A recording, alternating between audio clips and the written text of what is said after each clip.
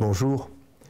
Vous avez sans doute regardé sur KTO ou sur d'autres chaînes de télévision les images relatant la rencontre au Vatican entre le président Nicolas Sarkozy et le pape Benoît XVI.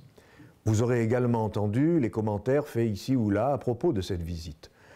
Pour les uns, il s'agissait d'une rencontre provoquée par les propos tenus par le pape lors de l'Angélus et dans lesquels certains ont vu un Benoît XVI donneur de leçons à la France au sujet des Roms. Pour les autres, il s'agirait d'une tentative de reconquête de l'opinion catholique troublée par les mesures prises par le gouvernement, toujours concernant les Roms. Mais là n'est pas le sujet de cette chronique. Ce qui semble avoir particulièrement troublé de nombreux commentateurs, c'est l'attitude du président de la République au cours de cette visite. Oh, le président d'un État laïque qui fait le signe de croix, quel scandale! Oh, le président d'un État laïque qui dit le Notre Père, encore un scandale! Et voici que les hurleurs de service s'expriment en masse. C'est une nouvelle atteinte à la laïcité, une violation de la loi de séparation. Je ne sais pas si vous avez remarqué, mais nous avons des hurleurs de service comme dans certaines cultures, il y a des pleureuses de service. J'avoue, bien simplement, ne pas toujours comprendre les réactions et les commentaires. Le président chrétien va à la messe le dimanche. C'était le cas du général de Gaulle, de Valéry Giscard d'Estaing, de Jacques Chirac. Doit-il se cacher ?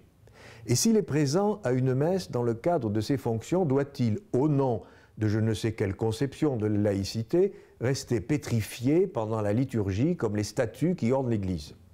N'a-t-il pas le droit d'y participer du cœur et des lèvres? De même, s'il est présent pendant un office religieux dans le cadre de ses fonctions, où est l'offense? Où est le scandale?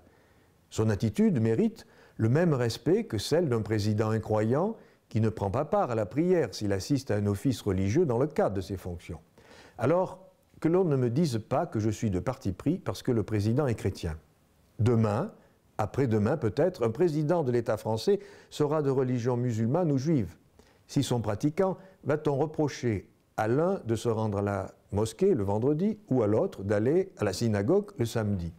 Et s'ils se trouvent dans un lieu de culte dans le cadre de leur fonction, ne trouvera-t-on pas naturel de les voir ne pas faire le signe de croix dans une église, mais prier, en revanche, selon les gestes et les paroles de leur confession, dans une mosquée ou dans une synagogue? Alors, quand abandonnerons-nous cette vision étriquée et mesquine de laïcité?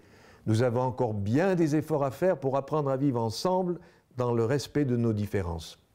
Acceptons de rendre à Dieu ce qui est à Dieu et à César ce qui est à César. À bientôt.